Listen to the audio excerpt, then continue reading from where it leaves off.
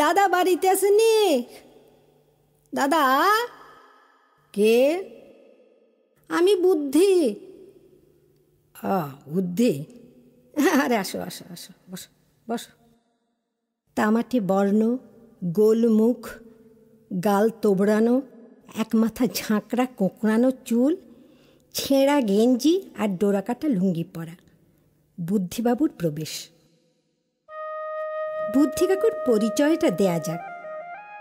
পূর্ববঙ্গের বরিশাল জেলার একটি মহকুমা পটুয়াখালী। পটুয়াখালীর গা ঘেঁষে চলে গেছে একটা নদী। সেই নদীর ওপারে বুদ্ধি কাকুর পৈতৃক ভিটা। জমি জমা থেকে সারা বছরের মতো চাল, ডাল, আনাজপাতি আসে। আর পুকুর ভর্তি মাছ তো আছেই। তবে সংসারের আর সব খরচাপাতি আসে তার ক্ল্যারিনেট বাজিয়ে, গানের মাস্টারি করে, যাত্রায় গান লিখে আর সুর দিয়ে। বিয়ে বাড়ি, যাত্রা, থিয়েটার, অন্নপ্রাশন, তার ডাক পড়ে সর্বত্র। বুদ্ধি কাকুর একটি বৈশিষ্ট্য আছে, সেটি হলো ডান হাতে ক্ল্যারিনেট আর বাঁ হাতে হারমোনিয়াম। এই দুটি যন্ত্র একসাথে বাজানো। বেলো করার জন্য ভাগ্নে তার সঙ্গে থাকে। স্বাধীনতার কয়েক বছর আগেকার কথা। সে সময় পটুয়াখালীতে খুবই যাত্রা, থিয়েটার, গান বাজনার চল। স্থানীয় টাউন হলে তো বটেই, পাড়ায় পাড়ায় নানা ধরনের অনুষ্ঠান লেগেই থাকত। তখনকার দিনে সময়ের ঘণ্টামেপি অনুষ্ঠান হতো না। একটা নির্দিষ্ট টাইম অবশ্য ঘোষণা করা হতো, কিন্তু সবসময় অনুষ্ঠান আরম্ভ হতো তার অনেক পরে। বিশেষ করে পাড়ার অনুষ্ঠানগুলি। শ্রোতারা শুনে জমিদারবাবু উপস্থিত কিনা, এসডিও সাহেব এসেছেন কিনা, তবে মুন্সেফেরা হাজির কিনা অনুষ্ঠানের কর্তারা তীক্ষ্ণ নজর রাখতেন। এছাড়া উকিল বাবু, ডাক্তার বাবু, দারোগা বাবু, পাড়ার মাতব্বরেরা তো আছেনই। বৃদ্ধ সংস্থার ব্যক্তিদেরও যথেষ্ট আপ্যায়ন করা হতো। এই সব দর্শকেরা সবাই এলে তবে অনুষ্ঠান শুরু। বুদ্ধি কাকুর ছিল আসর জমিয়ে রাখার দায়িত্ব।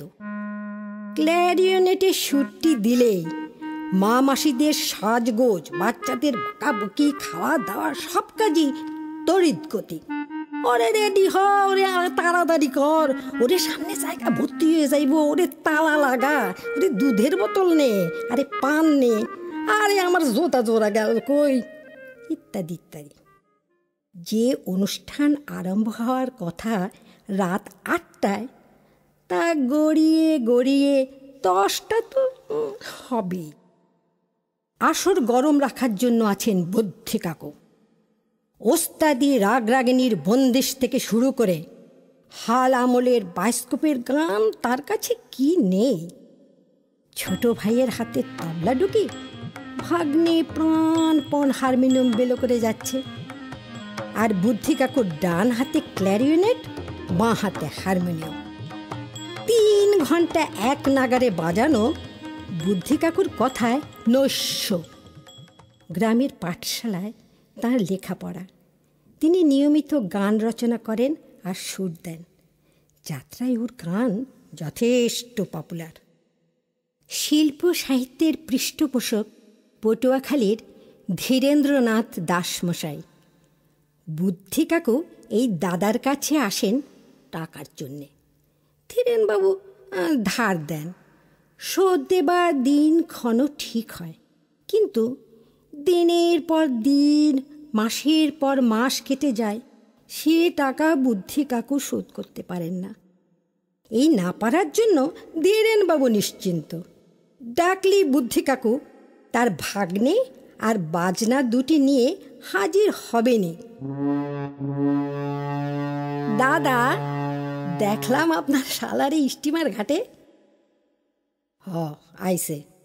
শালার আপনার গলা খান বড় মিষ্ট, গায়েও সুন্দর, একবার ডাকেন না। কানু, ও কানু, কানু, এই শুভলা, কানুরে ডাকতো। ধীরেনবাবু জামা পরে ফেলেছেন, এবার বেরুবেন।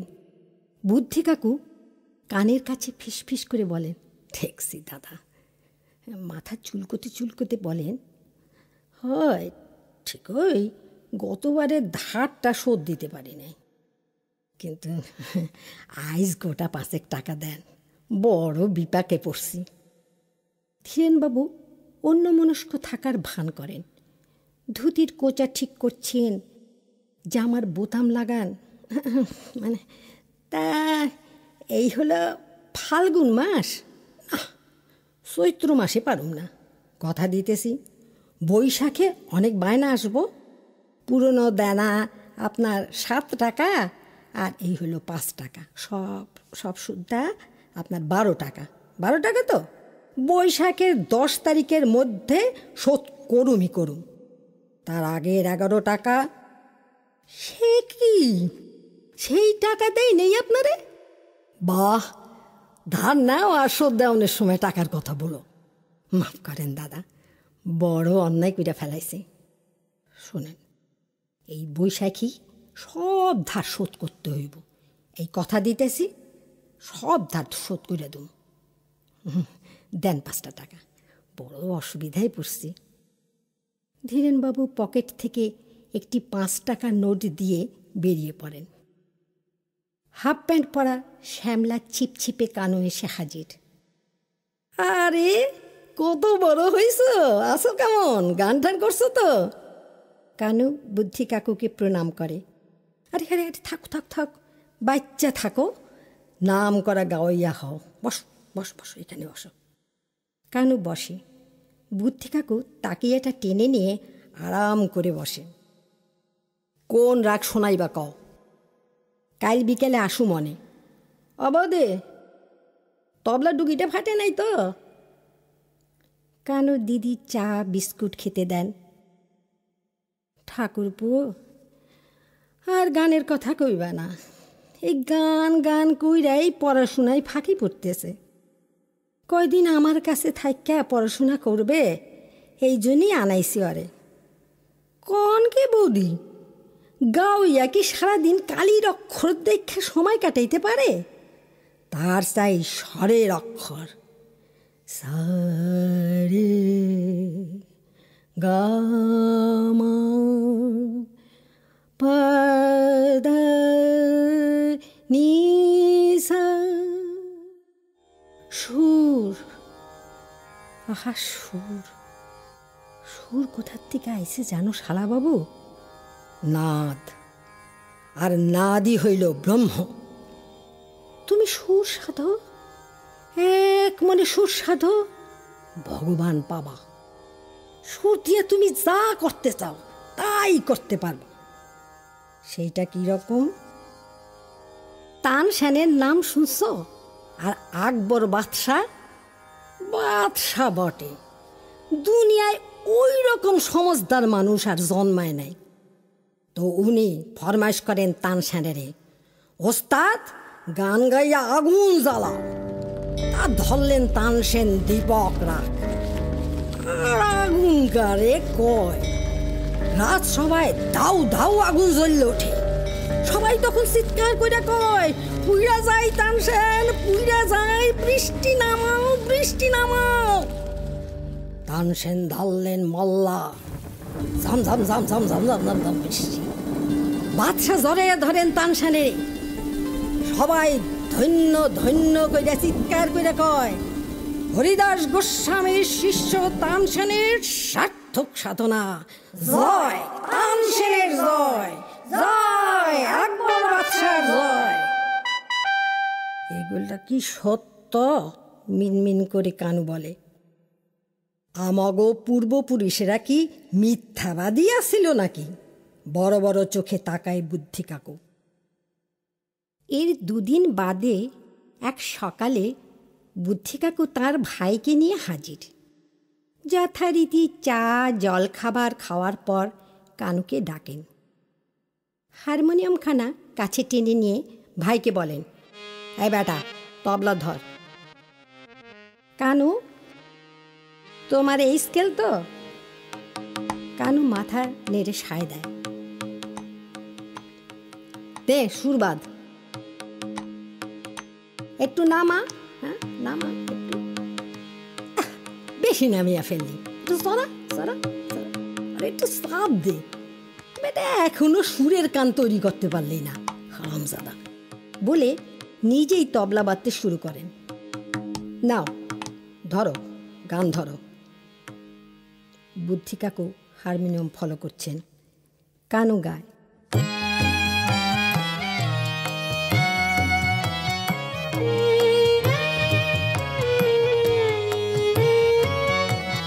ও গো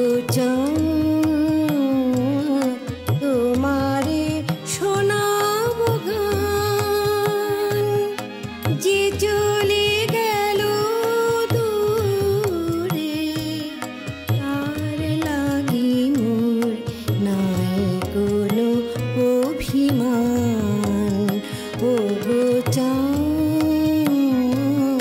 তোমারে শোনাব গান, যে চলে গেল দূরে, তার লাগি মোর নাই কোনো অভিমান। ও গো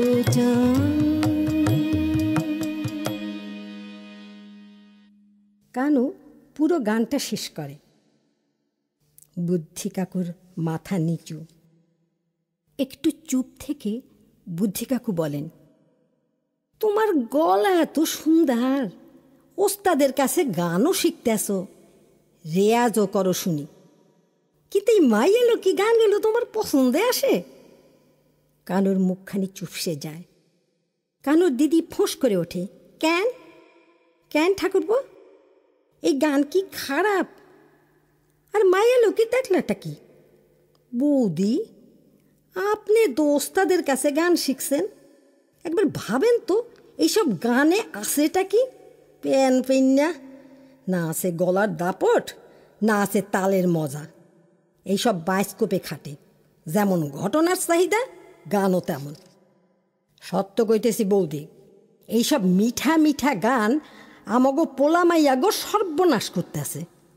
ছাত্রছাত্রীরা কয়, মাস্টার মশাই বায়োস্কোপের গান শিখান।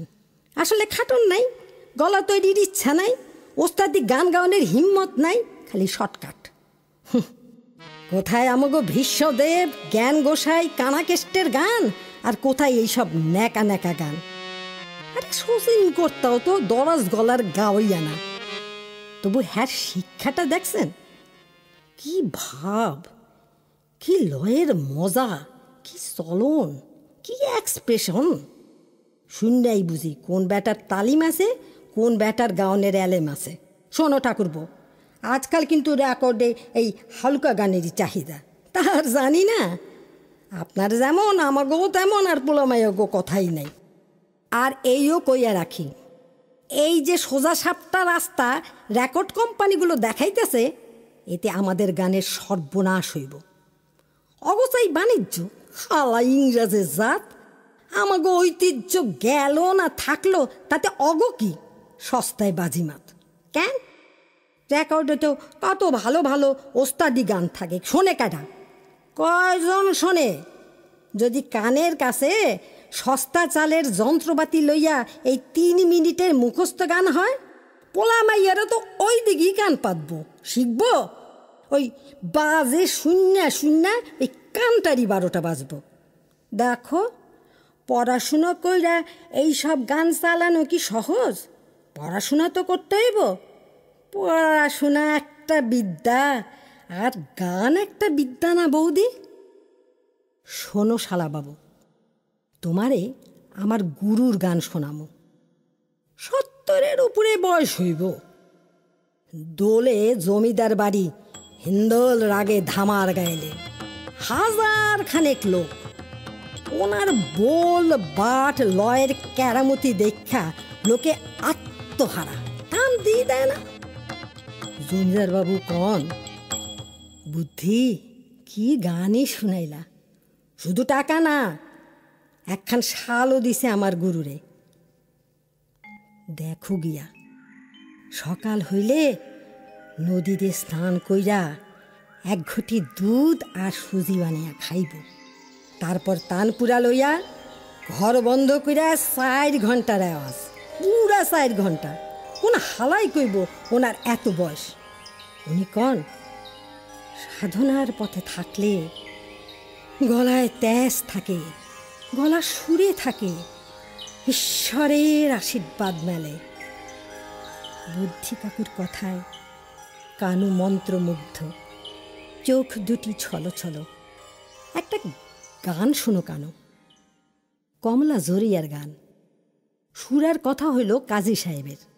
দেখো গানে বাঁধুনি কারে কয়। আচ্ছা, দেশ রাগ শিখছ তো? কানু মাথা নেড়ে সায় দেয়। একটু গলা গইরা দেখো তো।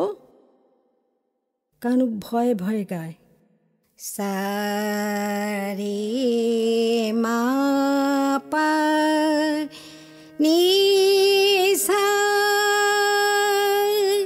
সা নি ধা পা ধা মা গা রে রে নি সা। ঠিক ওই গাইলা, তবে রাগ রূপটা ফুটলো না। শোনো, সারে গা সারে মা পা নি সা সা নি ধা পা ধা মা গা রে রে নি সা। বুঝলানি? দেশেরই কিন্তু মৌসুমী রাগও কয়। দেখি কেন? আসলে দেশ রাগের বেশিরভাগ গানে তুমি বর্ষার ঋতুর বর্ণনা পাবা। সুরট রাগ শুনছ? না, আমি শুনি নাই।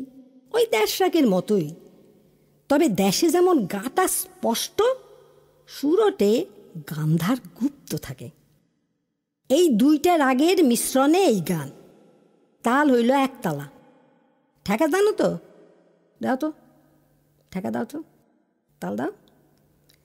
ধে ধে না ধাগে থুন না কাতে তাগে তেরে ধিন না ধে। এই ধিতে যাইয়া সোমটা পড়ল, বুঝলা তো? বুদ্ধি কাকুর গলাটি দরাজ কিন্তু ভাঙা। ছোট বয়সে যাত্রায় নিয়মিত গান করেছেন। বর্তমানে ক্ল্যারিনেট বাজানো আর গানের মাস্টারি করাই তার প্রধান আয়ের উৎস। বুঝলা কানু, প্যাডের দায়ের টিউশনি আর ক্ল্যারিনেট বাজাইয়া গলার 12:30 বাজাইয়া ফেলাইছে। তো গান খান শুন না, তুমি বুঝবা কেমন গান।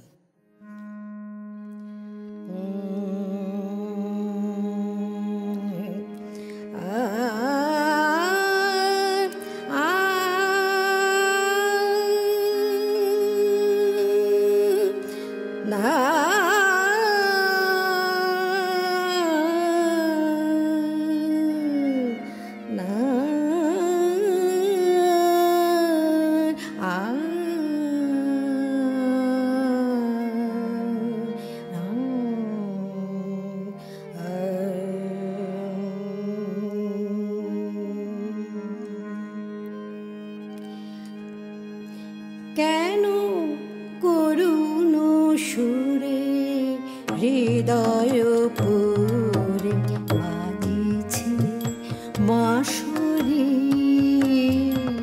কেন করুণ সুরে হৃদয় পুরে বাজিছে বাঁশরি? ঘনায় গহন নিরদোষ ঘন ঘনায় গহন নিরদোষ ঘন নয়ন মন ভরে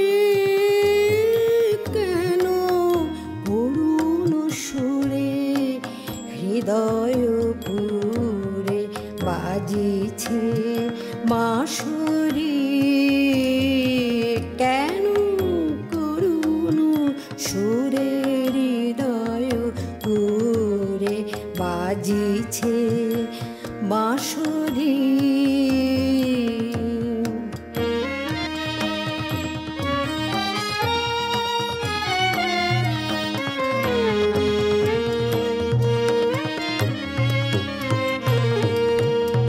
বিজুলি চমকে পবন দমকে, বিজুলি চমকে পবন দমকে পরানো কাঁপে, বিজুলি চমকে পবন দমকে পরানো কাঁপে রে, বুকের বধুরে বুকে বেঁধে ঝুড়ে, বুকের বধুরে বুকে বেঁধে ঝুড়ে বিধুরা কিশোরী, কেন করুণ সুরে হৃদয় পুরে বাজিছে বাঁশরি। ঘনায় গহন নিরোদ সঘন, ঘনায় গহন নিরোদ সঘন নয়ন মন ভরি, কেন করুণ সুরে হৃদয় পুরে বাজিছে বাঁশরি, কেন করুণ সুরে হৃদয় পুরে বাজিছে বাঁশরি।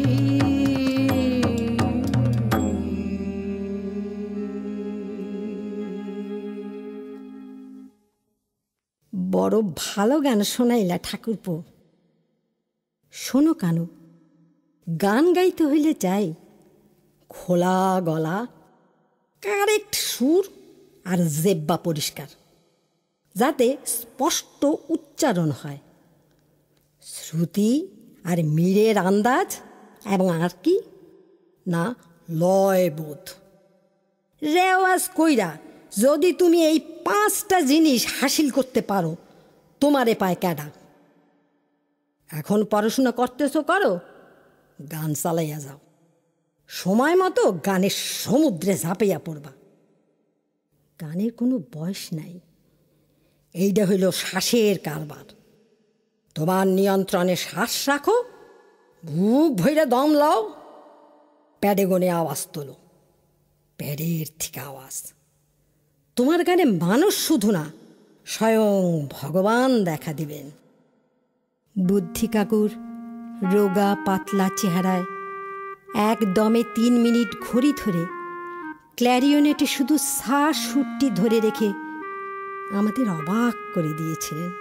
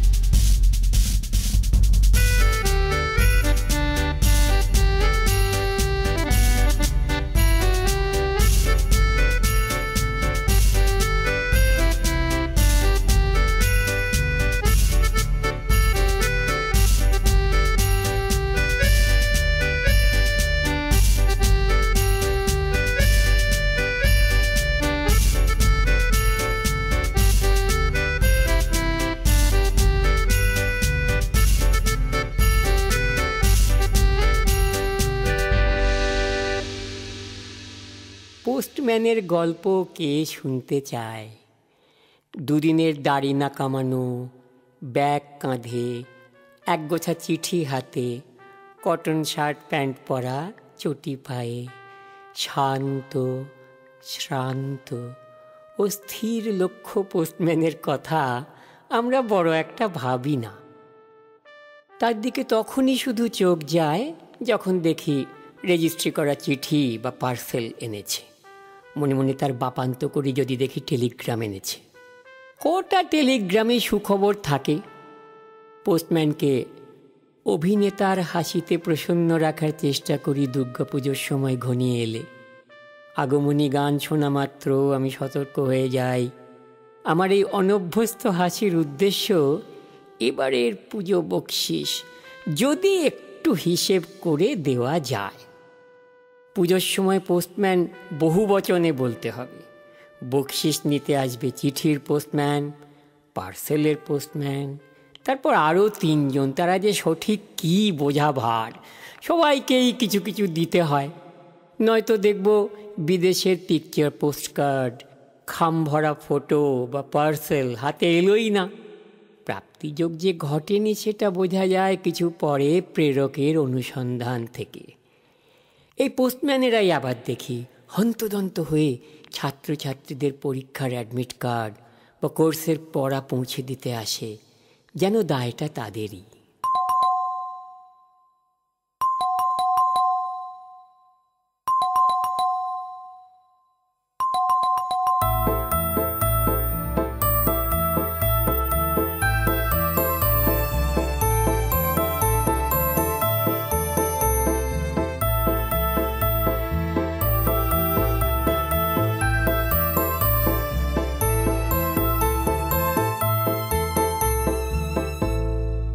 এমন জানা চেনা নিত্যকার পোস্টম্যানদের কথা লিখতে বসিনি।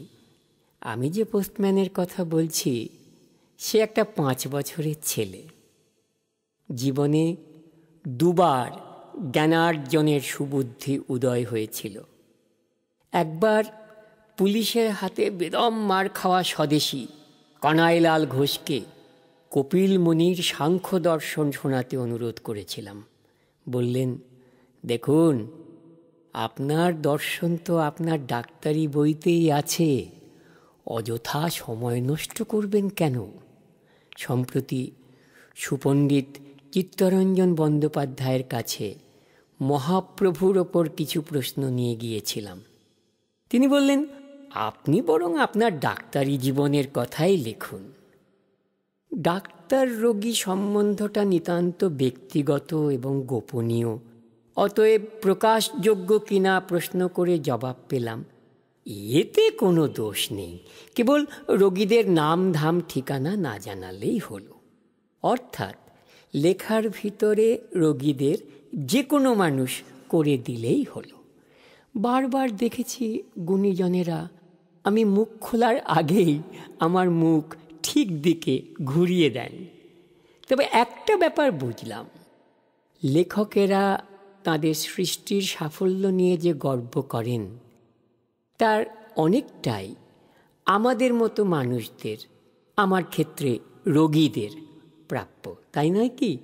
আমাদের মতো র মেটেরিয়াল তারা ব্যবহার করেন আমাদের অজান্তে, বিনা অনুমতিতে এবং বিনামূল্যে।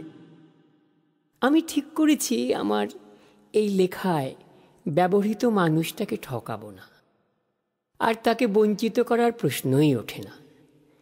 কারণ যাকে নিয়ে এই গল্প সে এখনকার আমি না হলেও আমারই ছোটবেলার আমি। তাই ওকে ওরে আমার তুমি, তোমার জন্যে রেঁধে বেড়ে খেয়ে মরি আমি বললেও ঠকানো হবে না। 5 বছরের ছোট্ট আমির আরও 3 বছর আগেকার একটা ঘটনা দিয়ে এই লেখা শুরু করছি, যাতে আমার স্মৃতিশক্তির ওপর সবার আস্থা আসে। মাকে হারিয়েছি আমার 2 বছর 10 মাস বয়সে। তবু তার স্মৃতি আজও জল করে। মনে পড়ে একদিন একটা খাটের চারপাশে ছুটছি আর মা হাসতে হাসতে ধরার চেষ্টা করছে। আমিও যে খিলখিলিয়ে হেসে উঠেছিলাম সেটা অনুমান করতে পারি। জানা ছিল পেছনে ধাওয়া করলেও মা শিকারী নয়, সেটা বুঝিনি তখন। মার মন্থরতা তার পেটের বোঝায় ২৬ বছরের ৬টি সন্তানের জননী, আহত হরিণ চোখের নিতান্ত নিরীহ মেয়েটা আর বেঁচে থাকতে পারল না।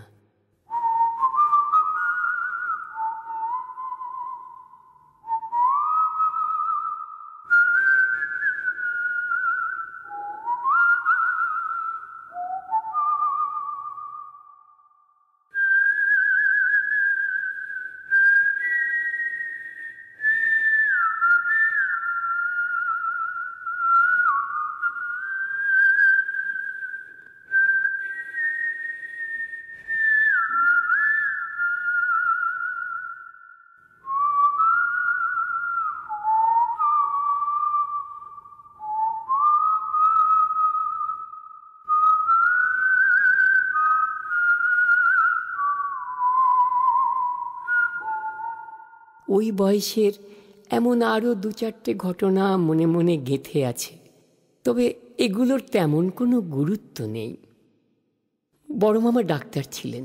আমার মা হারিয়ে মামার বাড়িতেই মানুষ। বাবা আর্টিস্ট ছিলেন বলেই বোধহয় অস্থির হয়ে ঘুরে ঘুরে আয়ের পথ খোলা রেখেছিলেন। মামার বাড়ি বলতে বাগান ঘেরা এক মস্ত জমিতে পরপর 2টো বাড়ি। আমার লোভ ছিল বড় মামার বাড়িটার ওপর। ওখানে গ্রামোফোনে বাজতো আমার প্রিয় গান, অঙ্গনে আওয়াব জবরসিয়া, অঙ্গনে আওয়াব জবরসিয়া। মনে আছে একদিন বড় মামির গায়ে জৈব উষ্ণ জল ছেড়ে নিঃসন্দেহ হতে জানতে চেয়েছিলাম আমি ভালো না। আমার খারাপ ভালো নিয়ে কাউকে কিছু বলতে শুনিনি, যদিও সবাই আমাকে হাসি মুখেই সহ্য করত।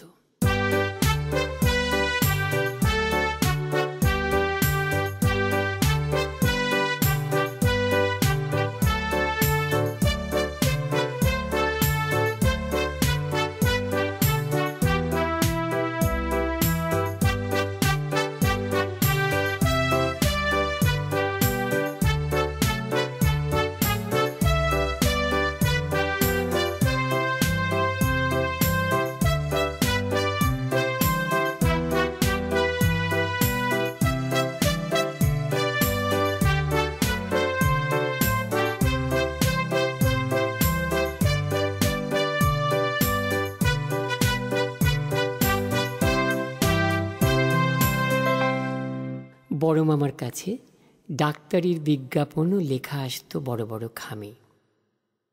আমরা থাকতাম বার্মা দেশে, মিয়ানমারে, রেঙ্গুন মানে ইয়াঙ্গো থেকে 10 মাইল দূরে যোগনে। যোগন ছিল সুদৃশ্য একটা গ্রাম। আমার একটা ছোট চামড়ার স্যুটকেস ছিল। তখনকার স্যুটকেস উচ্চারণ সুসকেস শোনাতো। লরিকে বলতাম ররি। একটা পুরনো টর্চের ব্যাটারি মাটিতে গড়ালেই আমার ওই ররি চলতো। এই স্যুটকেস আর ব্যাটারি ছিল আমার শুধু সেরা নয়, কেবলমাত্র সঞ্চিত সম্পদ। অনেক পরে, অর্থাৎ 6 বছর বয়সে, অনেক সাধনার পর একদিন দিদিমার ঘরে নিরালায় বসে ওই স্যুটকেস আর লরি পরপর বলে উঠেছিলাম। সেই আনন্দের ভাগ কাউকে দিইনি। আমার স্যুটকেস ভরা থাকতো বড় মামার ফেলে দেওয়া খামে পোড়া সুন্দর শক্ত মসৃণ রঙিন কাগজের নানান ছবির ডাক্তারির বিজ্ঞাপনে ও পুস্তিকায়, যার কথা আগেই বলা হয়েছে। সেগুলো আমার স্যুটকেসে ভরে পাড়ায় বেরোতাম সকালবেলায় চিঠি বিলি করতে।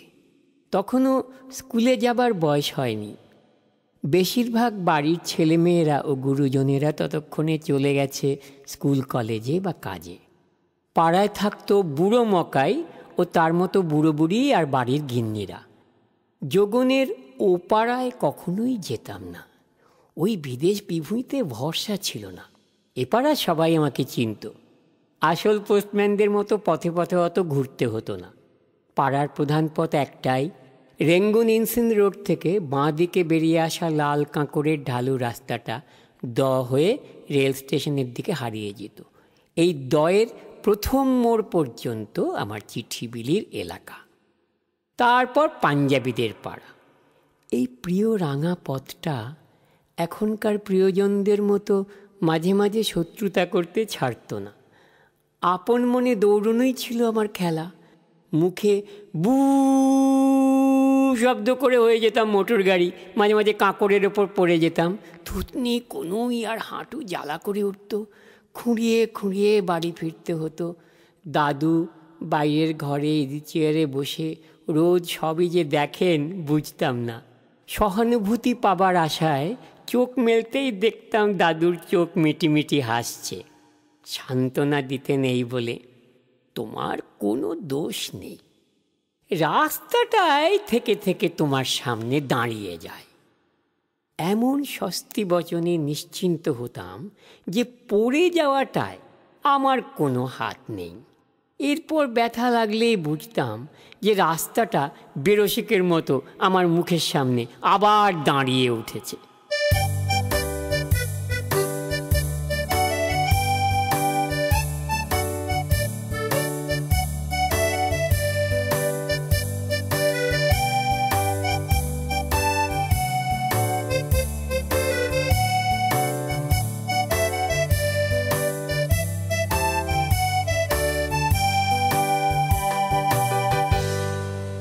চিঠি বিলি করাটা খেলা নয়, খুবই দায়িত্বের কাজ। ভারী কি চালে চিঠি ভরা সুটকেস নিয়ে পথে নামতে হতো। আয়না দিদের বাড়ির দোলনা আর রাগী কুকুরটা চোখে পড়ত। গল্প দাদু বলেছিল ওদের বড় গাছটায় ঘোষালবাবুর ভূত রাত্রিরে পা ঝুলিয়ে বসে থাকে। দিনের বেলা গাছটা ভয় করে না। একটা কুয়োর পাড় দিয়ে জীবনদের বাড়ি যাবার সময় দেখতাম সেখানে কেউ কেউ জল তুলছে বা কাপড় কাচ্ছে। সে যাকে, এবার চিঠি বিলোবার কথায় আসি। বাড়ি বাড়ি বেল টিপে, দরজায় ধাক্কা মেরে, কখনো বা খোলা দরজা দিয়ে ঢুকে পড়ে চিঠি দিতাম। গিন্নিরা হাসি মুখে চিঠি নিত। ব্যস্ততা থাকায় বিনা বাক্য ব্যয়ে আরেক বাড়ি চলে যেতাম। সব কটা চিঠি বিলি করে যখন সুটকেস খালি হয়ে যেত, তখন শুরু হতো এই পোস্টম্যানের সবচেয়ে দায়িত্বপূর্ণ কাজ। সেটা হচ্ছে আবার বাড়ি বাড়ি গিয়ে চিঠিগুলো ফিরিয়ে আনা। এই কাজটায় উদ্বেগ ছিল। বাড়ির বউয়েরা সবাই তো আর আমার মার মতো গোবেচারা ভালো মানুষ নয়। চিঠি ফেরত চেয়ে শুনতে হতো, কিসের চিঠি? মনে করিয়ে দিতে কি কষ্টই না পেতে হতো। মানুষ এত তাড়াতাড়ি কি করে ভুলে যায় বুঝতে পারতাম না। আমার কথা বড্ড জড়ানো, তাই বোঝাতে কষ্ট হতো। স্মৃতির গোড়ায় জল দিতে দিতে অবশেষে কি করে জানি না বউটির মনে পড়ে যেত ঠিক কোন চিঠির জন্যে আমার এই ফেরত আসা। চিঠিটা ফেরত পেয়ে তখনকার মতো হাঁপ ছেড়ে বাঁচতাম। তখনকার মতো বলার কারণ আছে। সব বাড়ি থেকে চিঠি ফিরিয়ে আনার কাজটা মোটেও সহজ ছিল না। কখনো চাওয়া মাত্র দাঁড়া এনে দিচ্ছি বলে কোনো বউ ভিতর ঘর থেকে অন্য একটা চিঠি এনে বলতো, এই নাও তোমার চিঠি। সরসে জানাতে হতো, এটা কখনো আমার চিঠি নয়। বউটি হেরেও হারতে চাইতো না, কথা ঘুরিয়ে ঝগড়া করতো, তুমি চিঠিটা আমাকে দিয়েছ তাই এখন ওটা আমার। উফ, কি বোকা! বুঝেই না ফেরত না পেলে আগামীকাল ওকে আবার চিঠি দেবো কি করে? চিঠি কমে গেলে কি চলে? রোজ রোজ তো বড় মামার কাছে বড় বড় খামের চিঠি আসে না। জিভের জড়তা এত সব কথা মুখ থেকে বেরোতো না। রাগে চোখে জল এসে যেত। চোখের জল দেখাতে লজ্জা, আবার কাজ শেষ না করেও ফেরা যায় না। অবস্থাটা খুবই সঙ্গীন। হঠাৎ বউটি আসল চিঠিটা কোথা থেকে এনে দেয়। আমার মুখের হাসি না চোখের জল কোনটা দেখে জানি না একদিন কোলে তুলে চুমু খেয়ে একটা লজেন্স দিয়েছিল। সেই অপমানকর ঘটনায় আমি খুব চটেছিলাম। দেরি না করে হন্তদন্ত হয়ে আবার কাজে ব্যস্ত হতে হয়। পাড়ার চিঠি উদ্ধার হতো বহু কষ্টে। সব শেষে মাসিমার কাছে আসতাম। এটাই দিনের শেষ কাজ। মাসিমার ব্যবহারের বাঁধা ধরা ছাঁদ ছিল না। মাঝে মাঝে সহজেই চিঠি ফিরিয়ে দিত। আর যদি দেখি বই পড়ছে কি উল বুনছে, তবেই সর্বনাশ। সেদিন চিঠি সহজে পাওয়া যেত না। রেগে মেগে ঘুষি মারতাম। নরম হাতের মারে মাসিমার হাসি বেড়ে যেত। আমাকে রাগাতে গেয়ে উঠত, আজ বুঝি শ্যাম যমুনাতে ঝাঁপ দিলে, আজ বুঝি শ্যাম যমুনাতে ঝাঁপ দিলে, তোল গো সখী তোল গো তারে, শ্যাম বলে রাই রাই বলে শ্যাম ঝাঁপ দিলে, আজ বুঝি শ্যাম যমুনাতে ঝাঁপ দিলে।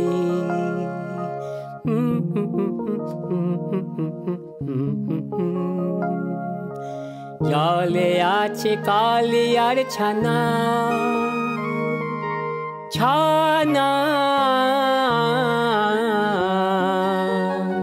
তুলে তুলে ফনা তুলে তুলে যেমনি কানু নাববে জলে, ল্যাজ দিয়ে পাক পাক দিয়ে ল্যাজ জড়িয়ে নেবে, উঠতে দেবে না।